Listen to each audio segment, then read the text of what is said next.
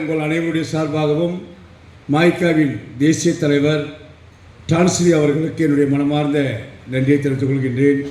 ஏனென்றால் டான்ஸ்ரீ விக்னேஸ்வரன் மாய்கா தேசிய தலைவராக வந்த பிற்பாடு தான் மாய்காவில் துணைத் தலைவர் என்கின்ற பதவி இருக்கின்றது. மாய்காவில் துணைத் தலைவர் இருக்கின்றார்.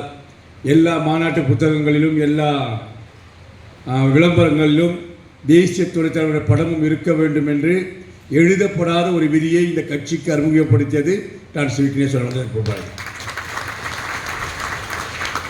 கடந்த காலத்தில் நினச்சி பார்க்க முடியாது துணைத் தலைவர் வந்து மாநாட்டை திறக்க முடியுமான்னு. மாநாட்டுக்கு வர முடியறதே பெரிய கேள்வி. அதற்கு மத்தியில் இப்படி ஒரு நல்ல சிந்தனை உள்ள உருமாற்றத்தை தேசிய தலைவர் ஏற்படுத்தி இருக்கின்றார். ஆனால் அது இன்னும் சில பேர் அதையும் புரிஞ்சுக்கா சில பேர் நம்மகிட்ட இருக்காங்க தான், நம்ம அதை தவிர்க்க முடியாது. இன்றைக்கு மாநாட்டுக்கு வந்து 2 நாளாக எனக்கு சரியான நெஞ்சு சொல்லி, அதனால் நான் ஜொகூருக்கும் மலாக்காவுக்கும் வரல. சரி நெகிரி செம்மினால் பக்கமாக இருக்க கொஞ்ச நேரம் அந்த அமைதியாக உட்காந்துட்டு போகலன்னா தேசிய தலைவர் இன்னொரு ஆலய நிகழ்ச்சி, அது ஏற்கனவே ஒப்புக்கொண்ட ஆலய நிகழ்ச்சின்னா அன்றைக்கெல்லாம் ஒரு விஷயம் தெரிஞ்சு சில நேரத்தில் நான் இல்லை மற்ற தலைவர்களோடு சில கட்சி நிகழ்ச்சிக்கு ஒப்புக்கொண்டு வர முடியாமல் போவதற்கு காரணம் பொதுமக்களுடைய நிகழ்ச்சிக்கு நம்ம ஏற்றுக்கொண்டதான். அது ரொம்ப கவனத்தில் போகணும். ஏன்னா இன்றைக்கி நமக்கு மக்களுடைய ஆதரவு ரொம்ப அவசியம். சில நிகழ்ச்சிகள் போக்குள்ள எனக்கு ரொம்ப ஆத்திரம் வரும். பொதுமக்கள் வந்து நம்ம படம் பிடிக்க வருவாங்க, அவங்கள விடாமல் கட்சிக்காரன் வந்து நின்று படம் பிடிச்சி நிற்பாங்க. நம்ம நோக்கமே பொதுமக்கள்கிட்ட நம்ம எவ்வளோக்கு எவ்வளோ அந்த சக்தியை நம்ம இழந்துடக்கூடாது. அதனால் நான் இன்றைக்கி அமைதியாக உட்காந்து தான் வந்தேன். திடீர்னு தேசிய தலைவர் இல்லாத இப்போ நான் பேச வேண்டியதாகிடுச்சு. நான் முதல்ல சொல்லலாம் துணைத் தலைவருக்கு எவ்வளோ முக்கியம் இருக்குன்னு. ஆனால் துணைத் தலைவராக இருந்து மாநாடை திறந்து வச்சு பேசுகிற மாதிரி கஷ்டம் வேறு ஒன்றுமே இல்லை. ஏன்னா நீங்கள் எந்த பாலிசி டெசிஷனும் செய்ய முடியாது. அவர் வேறு சும்மா இருக்காமல் நம்ம அறிவிப்பாளர் எங்கே போகிறோன்னு சொல்ல போகிறார் அப்படின்னு நானே எங்கே போகிறேன்னு தெரியாமல் உட்காந்துக்கு இருக்கிறேன்.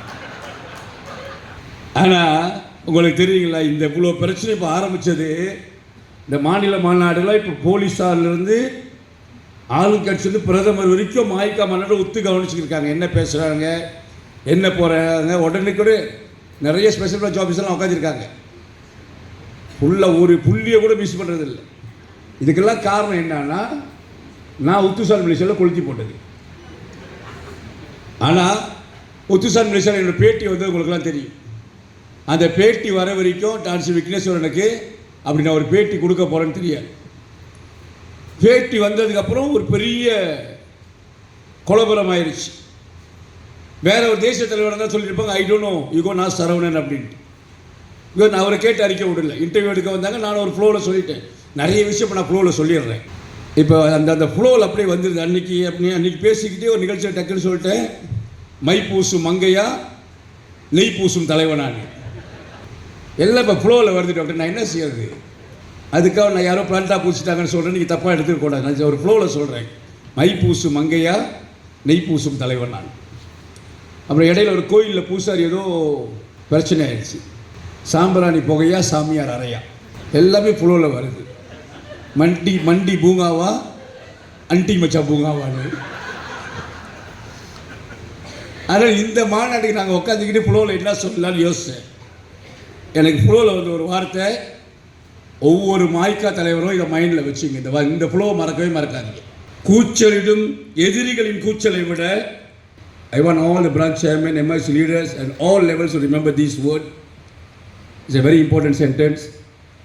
எதிரிகளின் கூச்சலை விட உறுப்பினர்களின் மௌனமே ஆபத்தானது.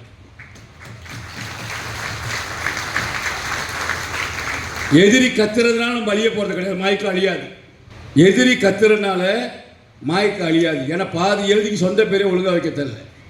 தவசி வேற தௌசி வேற. விஜயகாந்த் நடித்த படத்தை சொல்கிறேன்.